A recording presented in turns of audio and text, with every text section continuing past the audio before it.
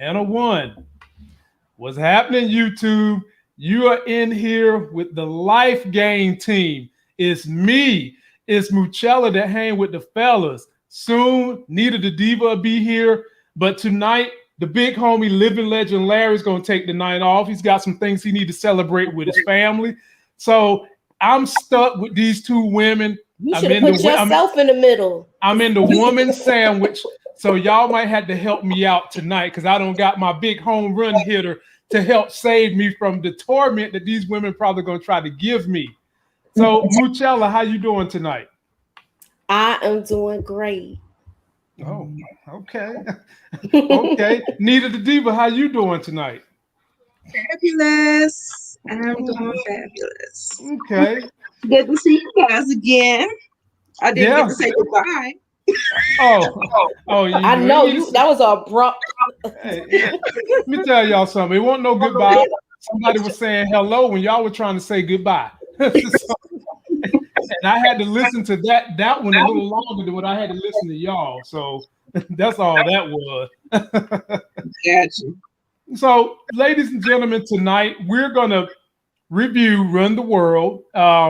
I actually found a new favorite character in the show. I'm sure these two know exactly who I'm talking about. And after we go with Run the World, we want to pick up on something that we didn't finish last night on the Sky. Oh man, that's me. You know what? Let me put my air conditioner on because the highway is crazy tonight. It sounds like Fast and the Furious. I know. Hold on. I didn't know that was going to happen. Sorry, y'all. Oh, Lord. Here we go. After we get done with that, we're going to review the trailer from The Shy. Hey, baby, you want to come up here and say something? Say something to Nita the Diva and Moochie. Say hey. Hi. Say hey. See, that's you. That's me. Say hello. You want to give him a hand? Hey. She's speaking to you. You see that? She's like, don't let this baby fool you. She's a ham. She's made for TV. She's great. Ain't you, baby? You said you made She's for great. TV. And she is. Mm-hmm. Now look at her. Now she's looking around saying, Daddy tied up. What can I get into? Yeah. Yeah. Okay, baby. I'll see you Bye, later. Come back at the end. Elle. You got that look on your face. She get this look on her face, and man, you better watch out. Right. Something gonna be pulled down. Uh-oh. Yeah, she's ready to go for it. Elle, you pushing Daddy out the camera.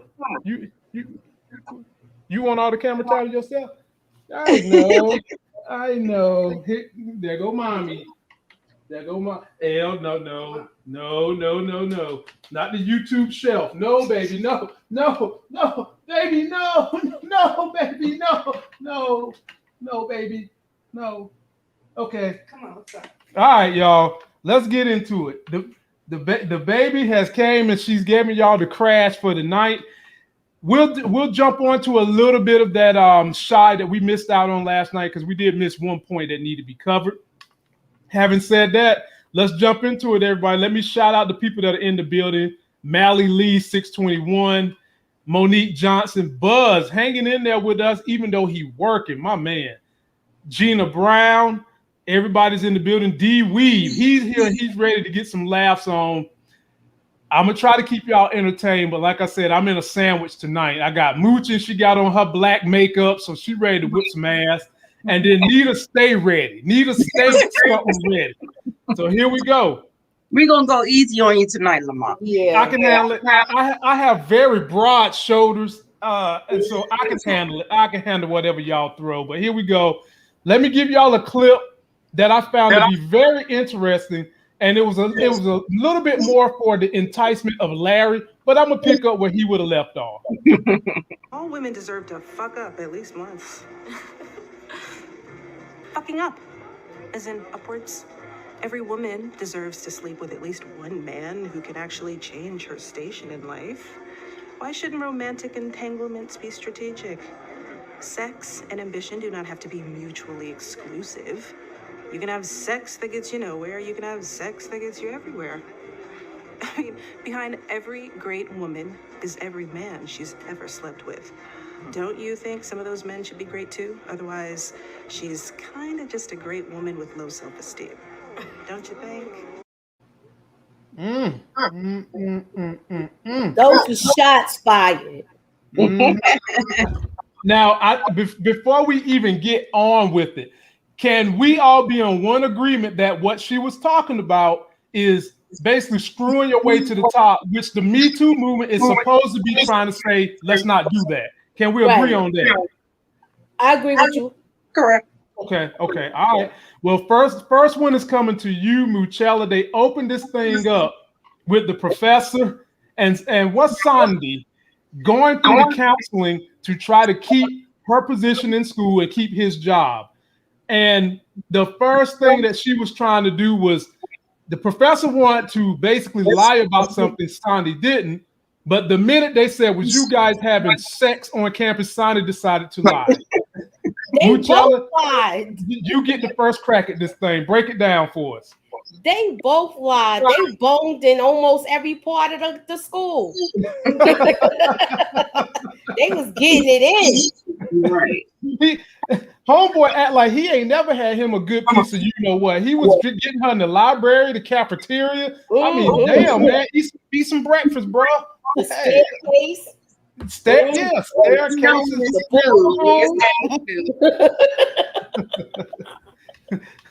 Anything else you want to add to the opening scene, Moochie? Huh? Anything else you want to add to this opening scene? I wanted to add how they laid there the night before and got their stories together, so they was on the same accord. Now, one of y'all got your thing to your volume up too loud. I'm hearing an echo. I don't know which one, but Moochie, say something again. Hello? No, I don't think it's me. Okay. You get it. I don't have a microphone, so. Oh no, it's gone now. Okay. Yep. All right, finish up, Moochie. Also with this part, I wish they would have showed the boy who was questioning them, because I feel like I'm not going to jump in here, but I wish they would have showed the boy that was questioning them, and he was like feeling the tension when he tried to loosen his collar when he was talking. Right. Oh, no, you can go ahead and jump ahead on that one. This show is so short. You can go ahead and jump it there. There is going to be no riding the horse tonight. You can jump all wherever you want to go. But with this one, I feel like it was in the professor that gave the snapback that was firing the shots in the beginning, that clip you showed. Mm-hmm. Professor Donna Baptiste. I think she was one of those people that was at that meeting. Of course. Neither the Diva, what do you think about the opening scene? First of all, I need Shandy to be quiet. You're exactly the reason why we're in this predicament now.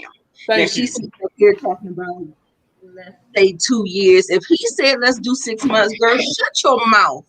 Because we wouldn't even be in this situation if y'all just went on here and disclosed the information. Right. Well, I got that off of that. I thought the scenes was cute with the whole sex scenes and stuff like that.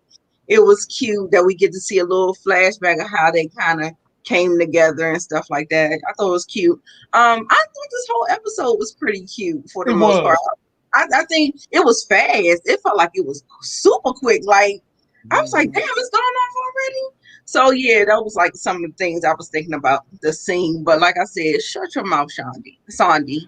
We don't get nothing else out of you.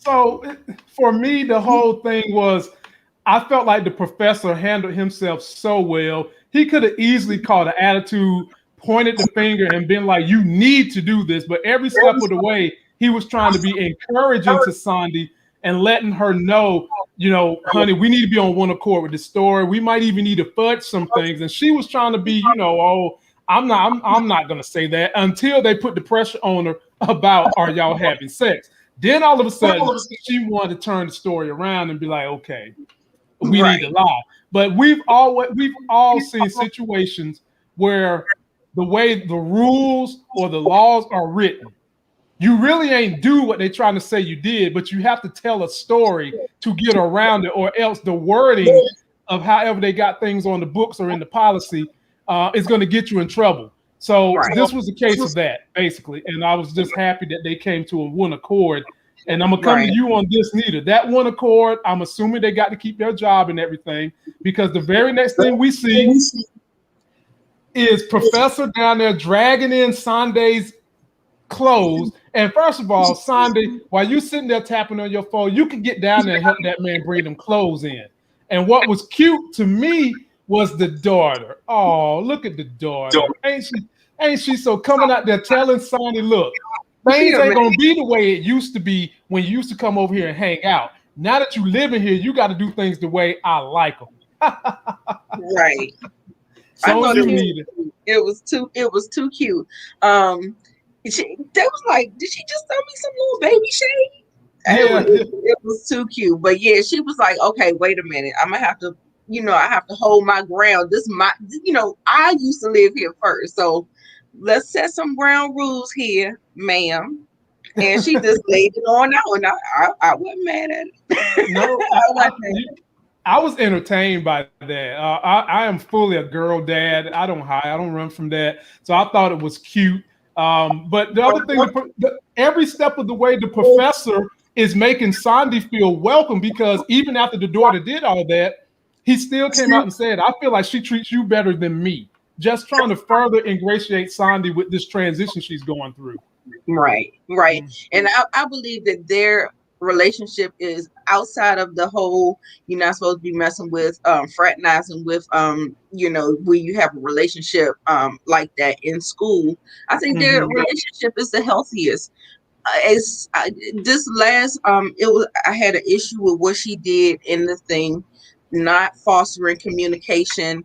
That happened when Rockaletta Moss, the lady, the Diva Baptiste lady, she had confronted her about all of that and spilled some tea, talking about he do this all the time. Right. And so I don't think Sandy handled that situation correctly. I think she should have talked to him, because he's not unreasonable. No. I would never feel like I cannot say nothing, but maybe she feel like she's walking on eggshells because she just moved into his house. Okay. So, I don't know about that, but I feel like no, let's not start off on that note. Let's not turn over and feel away when this man has not he has not treated you in no kind of way. He's always made you comfortable. He always goes with your ideas. And no, don't do that. That's how you sully a relationship if you keep on going in those type of cycles. Keep the communication open. Okay, well said. Moochella, what do you think about this scene? I like the fact that he moved her in after the whole situation happened. So it seems like they're gonna just take their relationship to the next level. I like the interaction with his daughter and her. I think it's so cute. They have their little cold talk. Yeah. And I just like that whole. I like all of the way they communicate with each other, because at first, when I first saw the first episode, I actually thought they were a married couple. Me too. I did too. I thought they was married, just the way they presented themselves. She coming out of his bedroom and folks in there cooking breakfast, the daughter sitting at the table. It seemed like a married couple, but now it looks like they might finally be getting down the road to eventually possibly having a marriage. I could see the season ending with the two who really need to get married, getting married, which would be these two. Right. All right. And so now that they're getting into the house, can y'all tell me what was they having a housewarming party? What was going on? Whatever was going on, Sandy was in there cooking, so obviously her butt can cook. And while she's cooking, Ella's there just kind of, helping her out, having a little girl talk. Moochella, break down this scene when Sandy was getting things prepared for this party, this housewarming, whatever that was. Okay, this was a whole party for the academic board, their peers. Okay. And now that they're officially out, but they said that Matthew throws that party at least once or twice a year, or something like that. He's thrown that party before. Okay. But it was basically, I feel like they wanted to basically show that they really are in a relationship. It's not just a play thing that's going on with them too. Okay. Any thoughts on what Ella was saying while she was getting the taste test foods and snap beans in half? Oh, when they also touched on that he can't be her advisor anymore. They did Mm-hmm. discuss that they still have their jobs, Right. but Right. she has to find a new advisor. Mm-hmm. Which is peanuts in the grand scheme of things, because Right. she wasn't using him to boost her grades. He wasn't taking advantage of her the way, like he said. Sometimes people look at it as though I'm taking advantage of my student. This was a genuine. We're both adults. I love you. You just happen to be my student. I'm a professor and I'm your mentor. Nita, break it down. What'd you think about this scene right here? Yeah, that party looks like it's something that happens occasionally amongst his colleagues, and they kind of made it a double meaning where they was just kind of like coming out and making it official. I don't think Right. it was a housewarming. I didn't see any presents or nothing like that. So I just think it was just like one of these, oh, we're in a relationship, we're coming out, you know. And I definitely like this because it actually, well, we didn't get there yet. This is the pre-party where she was cooking and fixing everything, right? Yeah. But in the real party, when we got to the real party, she was the conversations was good because, like you said earlier, you talking about Me Too. And I was just like, Me Too is just something totally different. I said, most times when it's Me Too, it's more than one woman coming out about a pattern of behavior. But in this situation, she definitely couldn't do Me Too with this because they are in a full-blown relationship. And so yeah, so that's the little blurry line with the Me Too thing or whatever. But I think they had a lot of different good conversations about fucking up and doing all those things. So I can't wait till we get there. So I'm ready to get there.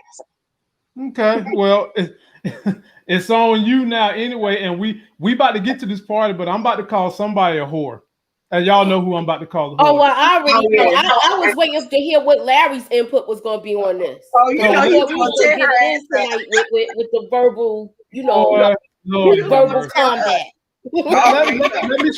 Let me shout out Monique Johnson, who sent me a super chat via Cash App, and let me shout out the homie Will Lawrence and Buzz, who always send super chats to this channel because they like the content we put out.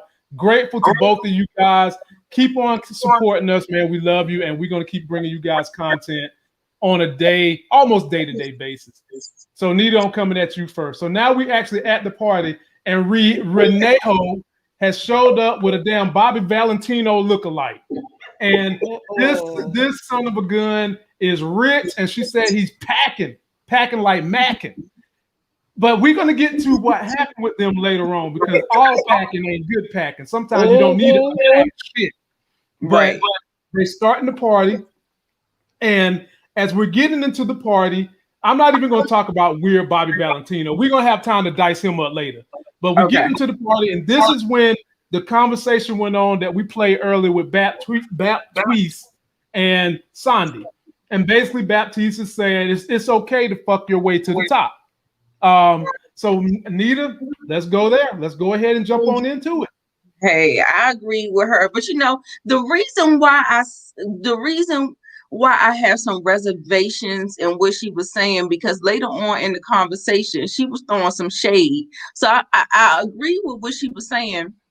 But yeah, when she was downstairs right there, she was like shading her, talking to, like basically calling you out on it. So it's not just like, but for me, I'm just like, if you're gonna fuck with a purpose. I mean, hello, don't be sitting up there fucking them regular dudes that can't do nothing for you or whatever like that. I don't think that's what she was doing, and that's why I was saying that I think that's where the lady was coming in giving shade, because that's what her greatest fear was, that even though they were naturally attracted to each other, everybody else is going to think that she was fucking her way up to the top, when actuality that's not what it was. Mm-hmm. But Yeah, so I think it was like I said, it was a lot of dialogue, it was a lot of different conversations, and like I said, I just feel like her intentions with her what's his name? Matthew. Matthew. Is gonna get misconstrued. So she's gonna have to deal with that. And I think she just needs to talk to him. And I think she already did talk to him, but it ain't nothing you can do now. It is what it is. But yeah, Rocket she was throwing some shade for real. Like Okay. she was in it. I mean, she didn't say nothing wrong because, like I said, fuck with a purpose. Okay. Moochie, what'd you think? She was throwing shades and shots. Yeah. I feel she has some sort of animosity because she actually got Matthew. That was my thing. That's how I felt. And I also felt like Renee is on that fuck up or fuck with a purpose attitude. Where when they first came to the party, her and I think his name is what is his name? Fake ass Bobby Valentino. Yeah, his name is Reed. When her and Reed first came to the party, she mentioned all his credentials, everything that he has. She gave like a little rundown of what he has, and you know, basically she feel like this guy is what I want. He's on my page. And now I see what you're saying about I don't think she's a gold digger like how you and Larry perceive her. I just feel like she knows what she wants. Right, and she tried to put herself in the best position that you can put yourself in. Now, Right. whether it works out or not, that's a whole different story. But exactly, at least the pool of men that she's fishing in, we got to weed that out. I would be inclined to agree with y'all about that, but she's not that cold-hearted. Because if you're strictly going after a man for what he can do for you, she's not the type of person that, okay, he's doing this for me, but if he start doing something else and messing up, I can still sit here and tolerate what he's doing and just take from him what I want. Because she's already showing you she can't do that with the current guy she's with. So if all of a sudden homeboy, let's say she did get with this guy, she told you from jump her number one purpose is his bag. That was more number one than the penis, because everything she espoused when she first got to that party had nothing to do with his penis. It was all about he's a hedge fund manager, he's got XYZ credential, blah, blah, blah. And they talked a little more. Then later on, she said, oh, and he's packing. So go ahead. Because she tugged on his love muscle in the Uber. Hey, good for you. But y'all seen clearly all love muscle ain't got the hustle. And we're gonna get to that part in a minute. But I mean, if you're gonna do the way Renee is doing, you better have the heart for it too. And I think Renee is deep down, she's really a softie. I think she wants to be loved. I think she really wants to be in a relationship. I think that's more priority for her, but she don't want to admit it. And she's saying that her accoutrements is she need the bag before the things that keep her committed in a relationship. So that's all I was going with Renee. Yeah, I agree. I'm like, I don't understand what's the problem with that. Like I said, as long as you know the pool of men that you can fish in, and she's staying in her lane, she knows what she wants. Like I said, it may not. At the end of the day, yes, I think everybody wants to be loved, but I mean. Where is the love at and the priority though? I don't think she would have a problem leaving if it doesn't work out. Wow. Okay. Okay. I mean, look, I don't care who you sleep around with if you're not connected. I mean, you can sleep around with Tom, Dick, and Harry, but if everybody is on the up and up, there's not no commitment. Do what you want, even though there's names for that. You can do what you want. Now, with the Baptiste lady talking about screwing your way to the top, would any one of you two encourage your daughters to screw your way to the top? Now, this is coming from a man who has a daughter, but also a man who knows that there is a high premium for good you know what. Good you know what. And being able to control that good you know what properly can set you up. However, when it backfire on you, when you screw to a certain level, and then all things that was promised to you don't come to you. They don't happen. And you never got the education to be the fallback joint if your screwing to the top don't work. How do you guys feel about that? I would never tell, if I had a daughter, I would never tell her to do that. I would never tell her to do that. You don't. So you saying there's a difference between telling a woman to know your value. Yes. And, that's it right there. That's it. Okay. Right there, I would like you really devalue. You not putting value on that. That's like I just. That's the same thing. We was just saying that about who? We was just saying that about somebody in the Emmett. shop. I think we was talking about Emmett. What we talking about, Emmett? He need to know the value of what he's doing, where he's at right now in life. No, we were saying No, that we was talking about the girl. I think that was about Tiff. Okay, Tiff. Okay. You know, giving herself away for nothing, like oh yeah, to Dante. Not just no. I mean, that was, like I said, that was an emotional play for her. So, I don't think that she was even in that mind frame. But what I'm saying, I wouldn't tell my child to fuck her way up to the top. I would tell her to know your worth and make sure you feel like you are worth more than Joe Blow on the street. And, just do you, but do you smartly. Like, Gotcha. Now, Moochie, we're going to come to you for the funny part. So, Renejo is in the bed with Bobby Valentino, and he tossing her around like a $2 salad, only to get her flipped around and find out that he's still wearing the necklace of his wife that he's still attached to. Her ashes is in the cup, and in the necklace, flying all in her face. Like, this is the necklace that T'Challa put on to become Black Panther. And Renee is like, oh, hell no. See what I'm saying, y'all? All good ping ain't all good ping. So jump on it, Moochella. She had a threesome and she didn't even know it. All three of them was in the bed because when he was climaxing, he was thinking about his wife, his dead wife. I don't care what nobody says. And that's he was like, that was my best friend. He wouldn't even got that nut out on me. He'd have had to get his ass up ASAP. When he said that, I think maybe she was trying to wrap her mind around it. And then all of a sudden, when he started talking about her, he started feeling good and it started getting good to him. And then next thing you know, I was like, oh no. I know you fucking lied. Get out of here. Nita said I would have pulled the Ella with like what she did with the white boy and left her shoes. Exactly. But she was in her house, I think. Nita, homeboy got, when she started talking about his wife, it was like it was a turn on for him. Yes, next thing I know, climaxing. 30 seconds later, this nigga was nutting. That's what I said. Like, she didn't even get a chance to get him off her because he was just like, all of a sudden, it was like bang, bang, bang. I'm like, oh. No, it's cool with the okie doke. Boy. Well, see, that's what I'm talking about. See, that's an example of what I'm saying.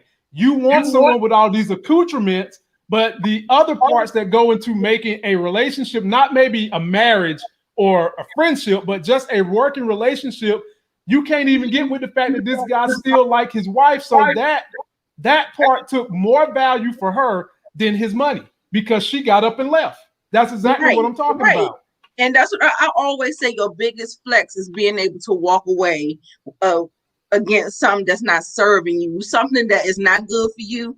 Like, don't stay. Like, girl, my time is precious. Like, I'm not going to be giving my time just because somebody got a bag.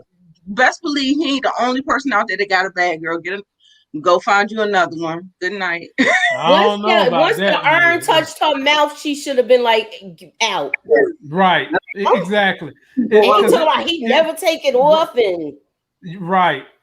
He never take it. He take baths in it. He poop in it. He run in it. He do everything in it, and it's all in her mouth.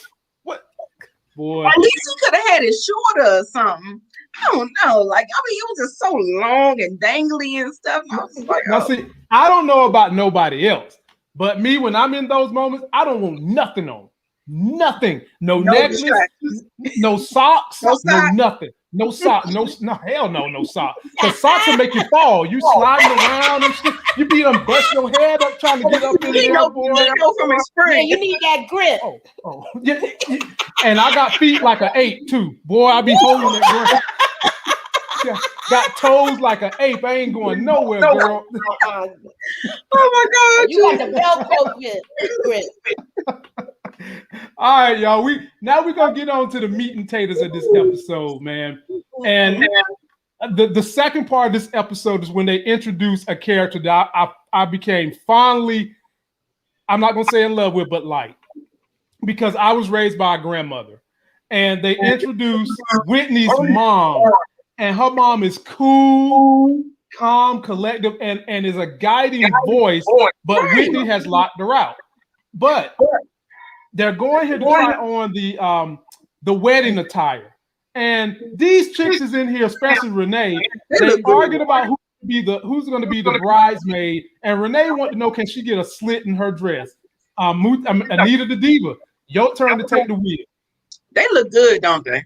Yeah, they look good. They do. I like them outfits. I like the dresses. I did too. Renee was so funny. She was like, I ain't gonna be able to do the wobble in this because she's thinking about the reception. She's thinking about busting it down when she dancing at the reception.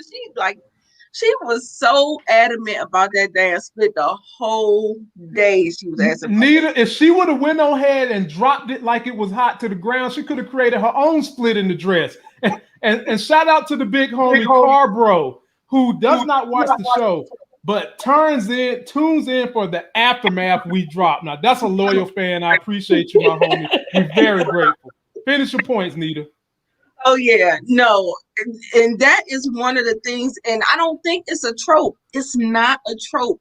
A lot of times when we have, because everybody else loves the mother, except for her, and I feel like that is like her relationship is strained with her mother, and it's only because your mother always trying to be overbearing, trying to be the disciplinarian, trying to push you and make sure you go further, and then it creates this wall once the girls start to turn 16, 17, 18, and then they want to do their own thing. They don't, they kind of like disconnect from you, and it's so unfortunate because I think if you had a little bit, she's one of those type that seemed like she just rushed off to college and just kind of did her own thing and left home and never turned back. And I just think it's so unfortunate how a lot of these shows show the mother trying and trying to be there and be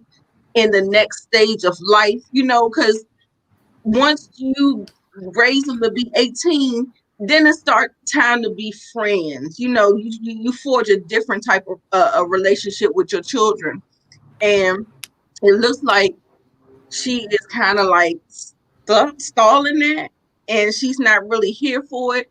But at the same time, I think there's a lot of misplaced anger there with Whitney. Whitney, she's like, she's going all crazy. She got too many things. She don't even know if she want to marry this man. She done cheated. She got so much going on, and she is displacing her anger on the girls, on her mother, and everybody clocked it. The mother said, "You angry? You angry about everything? You angry with everybody? What is going on?" Okay. But yeah, that was my little pontification. Hey, you all right? Moochella, what'd you think about the scene and the introduction of the mom, who I instantly, my new favorite character on the show, especially when Erica Alexander is not on the screen? I love her mother. Her mother is she seemed like she knows the girls better than her own daughter to me. And that it feels like Whitney put up a lot of walls between them, where she's very secretive about her life. Right. Where even when she calls, she pushed her off in the first episode when she was on the bicycle. She rushed her off the phone with the phone call. Oh, that was her mama? That was her mama? On the Peloton when she was on the bike, and she rushed her off the phone, and then she was mentioning all the people she wanted to invite to the wedding. Yeah. And then she rushed her off the phone. Damn. Yeah. So it's like she tries to keep her on the phone and keep her talking, so she knows she'll talk about her friends more than she'll talk about her own life. And she said that in this episode too. Yeah. I know, ain't it terrible? I told you she disconnected from her mother like soon as she left the house, and they never forged that relationship back. Yeah, man. Wow. And that mom, man, I was blown away by that mom. She hit every button for me because, like I said, I'm raised by a grandmother. She kind of reminds me of that, of all the traits that a grandmother will do you just like this lady do. She'll try to give you space because she know that you're going through that kind of finding yourself era when you're in college. But a grandma always knows your heart, and she knows that she can talk to you about anything. And she can be critical of you in a good way where no one else will be critical of you that can help you. And that's exactly what this mama was trying to do. Right. And we'll get back on them because the show ended with them, and I thought that was very impactful. This was honestly one of my favorite episodes, to be honest with you.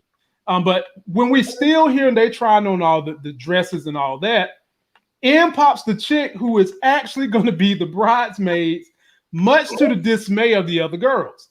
And the other girls kind of have a tit for tat about what's going on, how she get to be the bridesmaid. This girl's a little space cake. She's a little, maybe 2-3 cakes short of a fruit cake, but I mean, she's all right. And throughout this, Whitney is in here just kind of tripping with her mom because, like Nita said, and I agree with everything Nita said. This place angry. Whitney's issues are really surrounding the fact that she cheated on Ola. She don't know how to deal with it. She wants to be close to her mom and let her know about it, but she know her mom is going to tell her the real deal truth. And all that is just kind of falling on Whitney the closer she gets to the wedding. And so, Mooch, I'm coming to you now. Break down this scene from the friend coming in, the conversation with the mama, to Whitney actually calling these girls in and saying, look, y'all need to shut up with y'all issues because today is supposed to be about my day. And honestly, in that moment, I agree with Whitney for that moment because them chicks was out there tripping on their own tangents when this is supposed to be about Whitney. And I don't think anyone recognized Whitney was hurting but her mom. Well, Hope walks in. This is Hope. She walks in, and not for nothing, she had a whole itinerary, setting up emails and all that, and these girls are not responding. And are you sure she really sent them Survey Monkey links? Are you sure? That's what she's saying. I'm just going by what she said. I don't know how true it is. Okay. And then the whole $800 things, and then you had Shandy talking about Baptiste. You had Renee talking about her situation and the split and how she don't want Jason to come to the wedding. And then you had Ella, she wants Anderson to come. Right. So now she wants to have a +1. Renee wants to uninvite Jason and have this weirdo come to the wedding. So do you see why I'm saying I felt like Whitney was in the right in that moment? In that moment, Whitney was in the right. She was in the right, and Shandy was talking about her whole situation with Miss Baptiste, right? Professor Baptiste. Exactly. Yeah. I mean, just a pure S show if I ever seen one. Nita, take the wheel. What'd you think about that scene? Right. It reminded me of that scene in Bridezilla's. Is it Bridezilla's? Bridesmaids with the white girls. And the person, the maid of honor, got flown in, and she was like real controlling and stuff like that. And it was just like the same dynamic.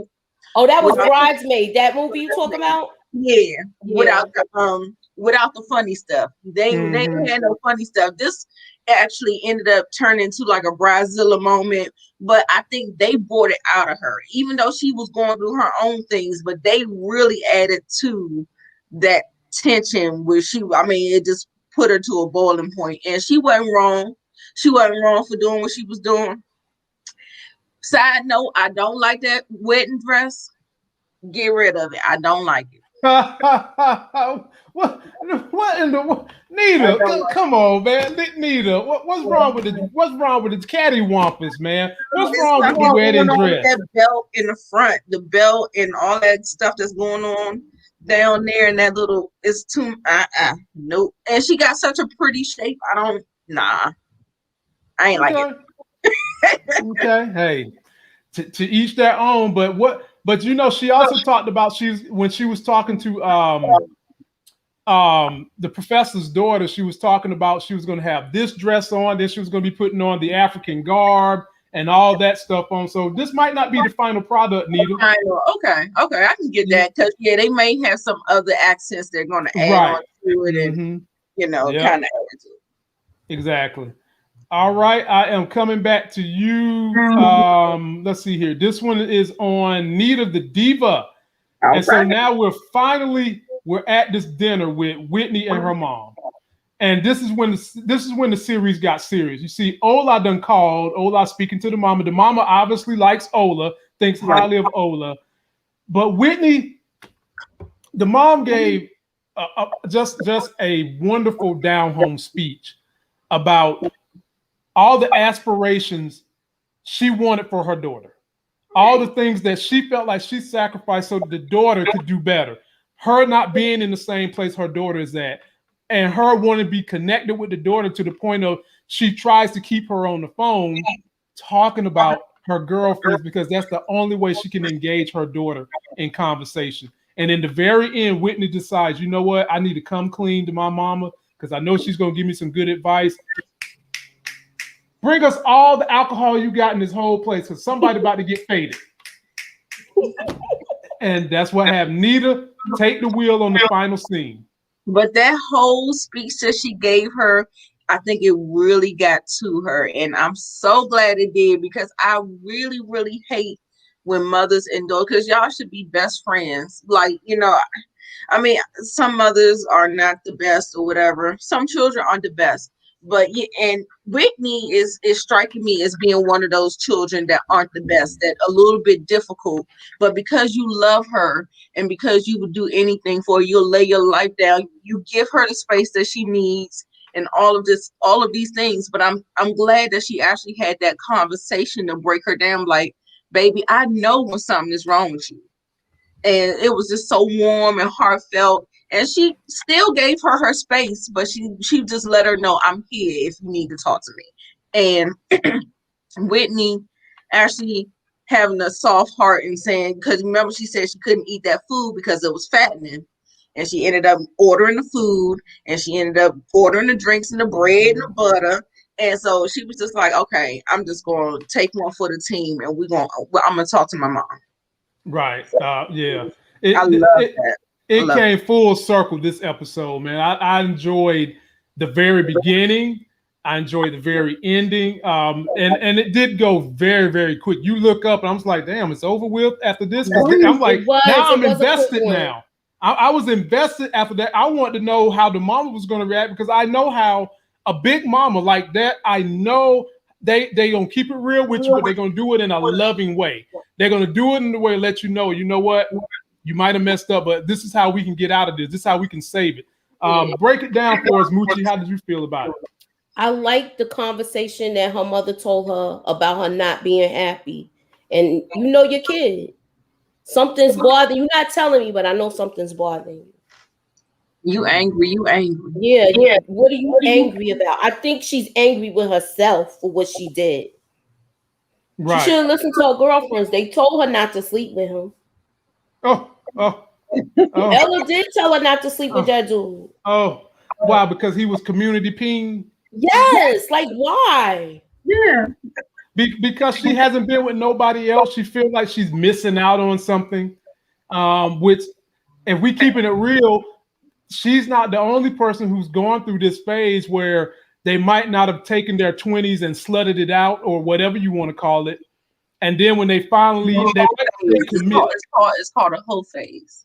Oh, I'm sorry. A cock penis, same difference, So maybe she didn't go through that phase. She dated her whole life. I've heard a lot of people that go through that, and I've always advised them, look, if you're with someone who's making you feel wonderful, what else do you need to feel? You're not missing out on anything. Because I'm talking about That's the part I don't understand. I'm talking about people who have perfectly great relationships and they feel like they're missing out on something. I was like, yeah, you're missing out on the clown show. Everybody that hop out the car is like 5'3" or something. Yeah, you're missing out on that. But If someone is treating you well, you're satisfied with all the components that make a relationship work, you ain't missing out on nothing. You're not missing out on Absolutely. nothing. Yeah. Absolutely. So, ladies and gentlemen, that concludes our review for episode 5 of Run the World. We're all invested now. And we'll be back next week for episode 6 when the living legend should be back. And he can probably engage these women in a way that I won't engage them, because I was fine with this episode. I actually liked it. But that whole Renee, that's all I got to say. That's my only part. I know Larry would have went in on him about her behavior in this episode. And I wouldn't be mad. I would agree with him tonight. I would actually agree with him. I don't be trying to. I'm not defending no fuck shit. I don't do that. Like, if I'm defending it, I'm defending it for a reason. But I call people out on this stuff. Oh Lord, Zaya Latrice gonna hit me. She's gonna say, "Look, Lamont, I'm 5'3". That's an attack." Okay, Zaya, let me preface what I was saying. I was referring to men hopping out the car. So the average woman's average height is 5'4" anyway. The average man is 5'8". That's all I'm saying. So no, that had nothing to do with you, Zaya Latrice. Absolutely nothing. Absolutely nothing. So now, ladies and gentlemen, we're going to pick back up on the shy. 1-2 points where we missed off on last night. Before we do that, please be sure to subscribe. Give us a like. Turn on the notifications. Everybody here has a channel. There are links in the video description and on my related channels tab. So they dropped 2 trailers. They've been doing that this whole season. They drop a 30-minute clip, then they drop a 2-minute clip. The 2-minute clip is what we're going to watch tonight because it covers something that we didn't cover last night's review. So sit back, throw your feet up. Let's take a look at this Shy episode 5 trailer, and we'll talk about it as soon as we get done watching. There are people that be juicing, be living long-ass lives.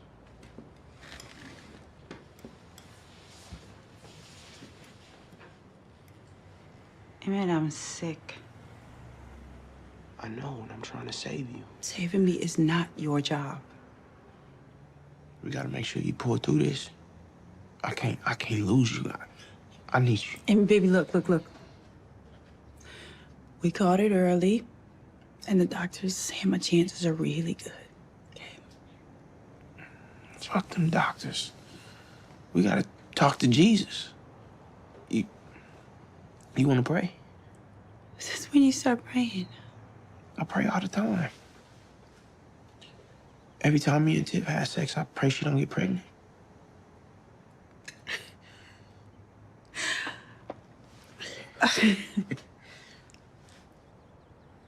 I'm finally getting my shit together, and I want you to be here to see it.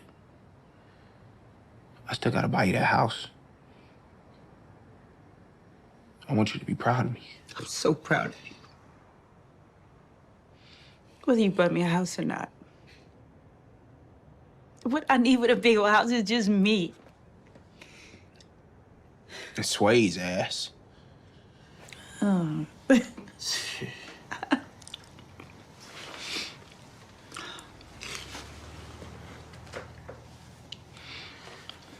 Love you, Ma.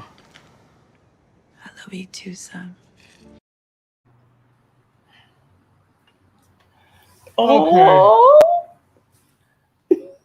Touching moment, but ladies and gentlemen, we still having breakdown. It's not even a breakdown, it's just straight lying. Why is she still lying to him? Like Zia just said that. Why is she still lying to this boy? He's a grown man. And I get sometimes you don't want to throw more on people that you care about than what you feel like they can handle. But there is a point when you just got to tell what the real truth is so that they can be prepared and make a plan for every contingency that can happen, regardless of how you feel their emotions are. Right. This boy obviously is going through a lot with Tiff. He's a new business owner. He loves his mama for sure. But I don't understand, why is there a breakdown in communication? Why you just can't go ahead and tell him up front from the beginning you had cancer, and now you're still lying to him, talking about the stages you in and what the doctors is trying to do. This boy's out here buying you a juicer. Ain't no damn juice on the planet unless it's radiation gonna fix what she's at right now, and she's still lying to him, even though he's pouring his heart on the sleeve. I mean, we've seen some of the kind of contentious relationships those two have had in past seasons. You know, she kicked him out because he needed to grow up. She gave him tough love then. I don't understand why she couldn't have gave him tough motherly love now and let him know, you know what, Emmett, it's not looking good. So why don't we start making plans for how we're going to go forward if the worst were to happen? But if the worst doesn't happen, we can still make other plans too. I feel like that's a line of communication that they need to fix. And having said that, Nita, I'll come to you first. Give me your thoughts on that trailer. I hope they will. That trailer really like, ooh, yeah, because we only touched the surface of it in the last episode. So he really didn't vocalize anything. He really just internalized it, and then he broke down with Tiffany. But yeah, them being able to talk it out, and like I said, like you said, I think she should have been honest with him. Everybody said that she lied to him. And I tend to agree, but at the same time, being a boy mom, you gotta think that they just not ready for it. They can't handle it. They just feel so fragile to you. And she already said it to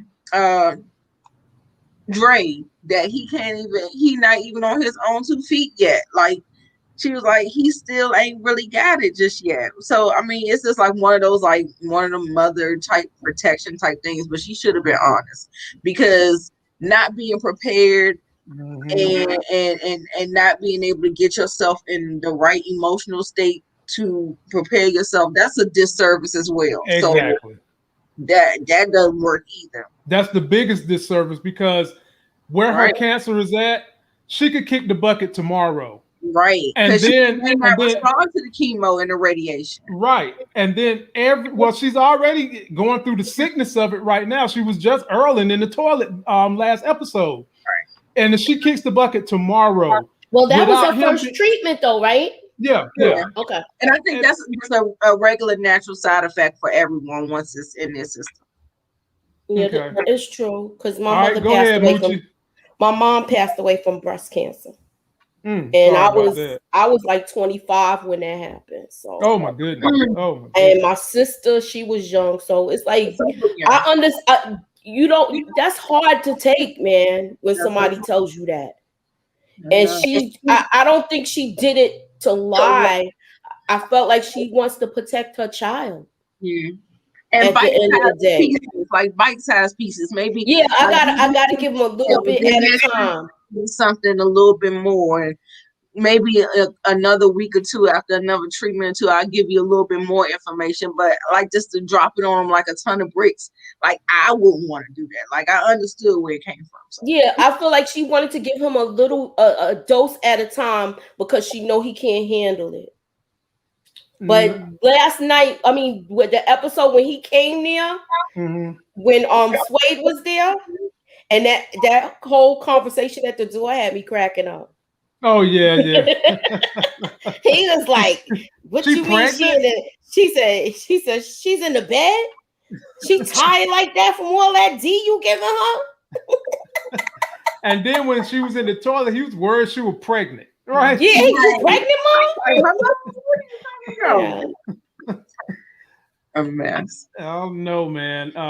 Well, we'll see. Hopefully he can get himself prepared for the worst. When you're dealing with this late stage of cancer that she's supposedly in, sometimes even you're going through the treatment. Now, my mom and grandma both have had cancer. And my grandma's going back through remission right now. Wow. And I'm the type of person, just give it to me straight and full so I can prepare for it, so I can plan. The worst thing for me is you're nice and grown though. You're nice and established, you're nice and grown. You're not just like out there like just getting on your feet. And you know what I'm saying? Even if I was just getting on my feet, I would still want to know this as early as possible. Because you know what could pull the rug from underneath my feet that I'm trying to establish? That I get a phone call 2 days and I just hear my mom is dead. And I didn't see it coming. the rug is yanked. And then I go from being mad, I go from being upset she's dead to being angry I didn't get notified prior to that, to I'm mad with whoever she did tell that didn't tell me, to I'm going through extra emotions that I shouldn't go through when we're supposed to be family. And you just gotta let me know. But not for nothing, when you grieve, you go through those phases anyway where you're angry. You're gonna go through the phase where you can't believe it's happening.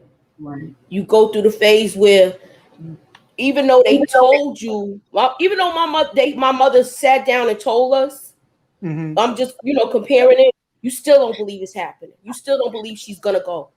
So it's like, if you do, how you deal with it. He's young dealing with it, and I feel like she's trying to break off the pill and give it to him in little pieces.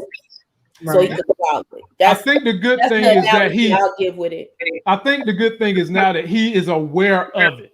So if it was to go to 0 to 100 tomorrow, at least he knows she has it now. So that guardrail is already put up. At least he knows if the worst was to happen tomorrow. I want to see the reaction his father's gonna give. Thank you. I was about to say, I want to see if he's gonna step in and step up, and he's gotta make sure he have Emmett in order, because the advice he gives him now is crazy to me. Right. So that's what I was gonna say. When is the daddy gonna find out? He's gonna find out through Emmett, I think. And last thing I want to discuss with you ladies, and then we'll move on from the shy. Nina going through Dre's phone and seeing the text messages from Emmett's mama, probably thinking the worst. Do you think they're going to make that a big fiasco, or they're going to keep that on the low? Because I think that even when Dre tells her the truth, I think that a wound has already been scarred in Nina that's going to be hard to repair, because I tell y'all, like I tell any woman, when y'all get a whiff that y'all can't trust somebody, y'all asses turn to the FBI. If anything needs to be investigated, y'all get down to the bottom of it like Inspector Gadget. And that's what Nina did. Nina went over there, grabbed that phone, opened it up, read the text, and now she's thinking probably the wrong thing. So I come to you first, Nita. Where you think they're going to go with that? Yeah, I talked about this last night. I was saying that it can all be fixed with one line of dialogue, and like if if Nina can't understand that, then I don't know what to say about that. That doesn't fare well on her. It doesn't look good on her that she would have that type of reaction now, especially because she got swayed. Jada has swayed. So why in the hell do she think there's an opening? Like, I could see if she was lonely and desperate and ain't have a man, and every time she talking about she speed dating, she trying to find somebody. Like, that's not what we're doing. They're all strictly friends. And I just think with the sensitive nature of cancer, and actually you can see her hair falling out, I feel like that should dead it just immediately. It doesn't make any sense to me. But like you said, I feel like the seed was already planted, because you already saw her reaction when she was looking out that window, and all of these types of emotions and things that was going on or whatever. And still at the end of the day, Dre lied to her. And that the fact that Jada is still lying to Emmett, now what is she going to ask Dre to do to Nina? Is she going to keep on trying to have her lie and do all that stuff like that? Doesn't make any sense to me. And I don't know why they're doing it. I don't like the storyline at all. It's just like contrived. It doesn't make any sense to me. They're all mutual. So my rebuttal to Nina is that Nina already carrying baggage, not just with Dre, but with that whole family. She just basically went to the counselor and confessed that she's dealing with the issues with Keisha. She's dealing with issues with Dre that stem before Jada. At the end of the day, it don't matter what the excuse is. If you hide something from someone who's your spouse, they have a right to be angry. Now, how long that anger and mistrust lasts is a different story because of what the nature of the lie was, but it's still a lie regardless. She went out of her way to lie about it, when it's one of those things where what's the point in lying? And so Dre gonna have to deal with that. You're gonna have to deal with that. And whether Emmett Mama or not told you to lie, you should have known you going home and sleeping with this woman that you call your spouse. You don't lie to her. That's simple as that. Pushback. She gonna get some pushback on it. Yep. All right, Moochella, what'd you think? I feel like with this whole thing was unnecessary. It was just creating a little storyline because Dre has no storyline.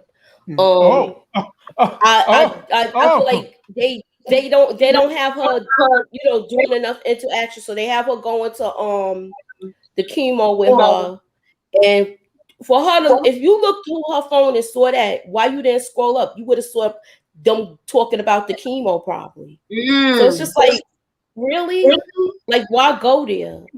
Good point. And as for Gentile Killer, please get him out of the chat. We don't even need to be here. You want to talk about me? Go ahead. Whatever. You a clown, a whole clown. I got rid of him. I'm about to try. Yeah, I got rid of him. Okay. I feel you. I appreciate y'all on that. But I've got one more story I think we need to cover. And I don't know what you can do in this situation, but I'll just break it down to you like this. We have a Brazilian IG model. She's streaming live to her 260-some thousand fans on IG. Okay. Why is it that her mobster boyfriends shoot her in the middle of the live stream? What? And when did this happen? Oh, well, you about to see it right now. So sit back. Let me put my glasses on for this. Oh, Lord, have mercy. Okay, I'm ready. You ready? Here we go. Por favor, deixa eu falar, eu vou colocava, né, cara, eu vou falar. O Didi tá lá, não amava. Senta aí, caralho. Por favor, eu tô com muito medo. Senta no chão. Por favor, eu tô com muito medo. O Didi tá lá no ramal do Guarapari, se vocês quiserem eu levo. Fala, senão tu vai morrer agora, fala tudo. A gorgeous Instagram model is now dead, after she got tied up with a dangerous group of drug dealers, MTO News has learned. And the brutal murder of the young woman is going viral on social media. The Brazilian IG model, who had more than 10,000 followers, allegedly was hired by drug mules to transport drugs.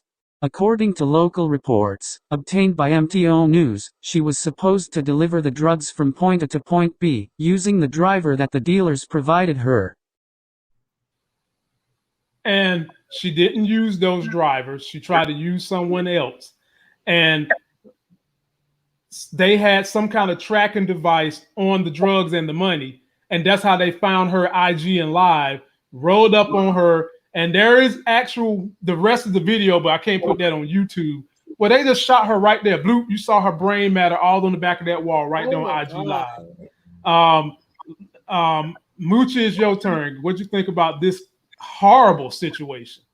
Something don't sound right with the whole story. How did they track her? They had something. They had something.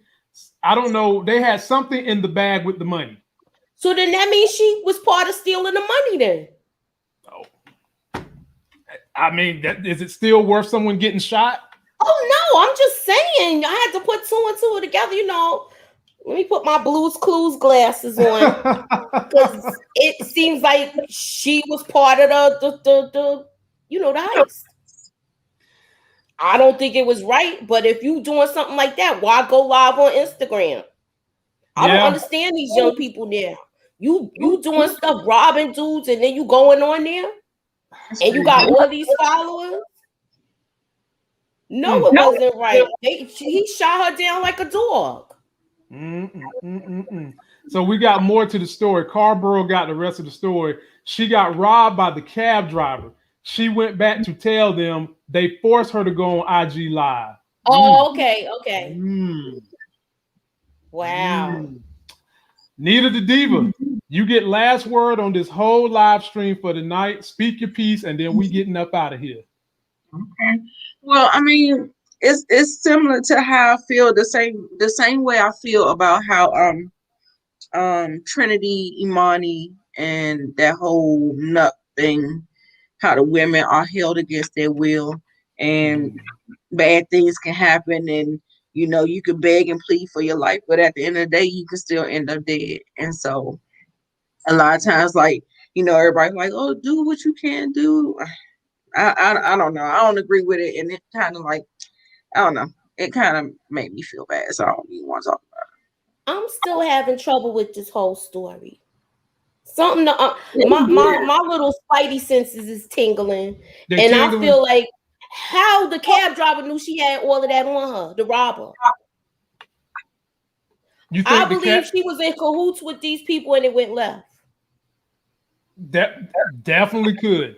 That's Definitely what it sounded could. like. It just because how did they she know knows, how did the cab driver know she was carrying drugs and money. Yeah, exactly. And money, right? I mean, did she get in there? And I'm not blaming her. I'm just trying to recreate what happened. Yeah, I'm not blaming her either. I feel like something's not adding up. Did she tell the cab driver, "Look, get me XYZ. I'm carrying all this money. You got to protect." What really went down?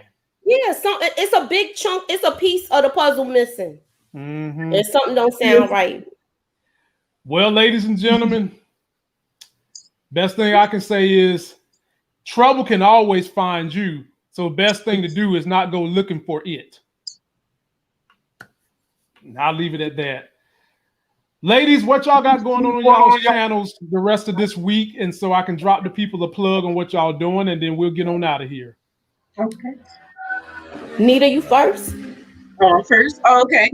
So I'm doing a movie review on the movie Dutch. That's the black urban movie that Lance Gross is playing in. It aired in theaters in March, and now it's on BET. So I was able to catch. I wasn't able to catch it in theaters. It was nowhere to be found. Yeah, it was on BET this weekend. Right. So yeah, I'm gonna do a review for Dutch, and that's the novel based on Terry Woods. I'm also doing In the Heights. I'm doing that movie review. I'm going to do a recap on The Chi, just my own The Chi, so for my playlist or whatever. And that's about it as far as I know. That's it. The three things I'm gonna do. I want to do Loki. I'm still debating, so maybe look out for that.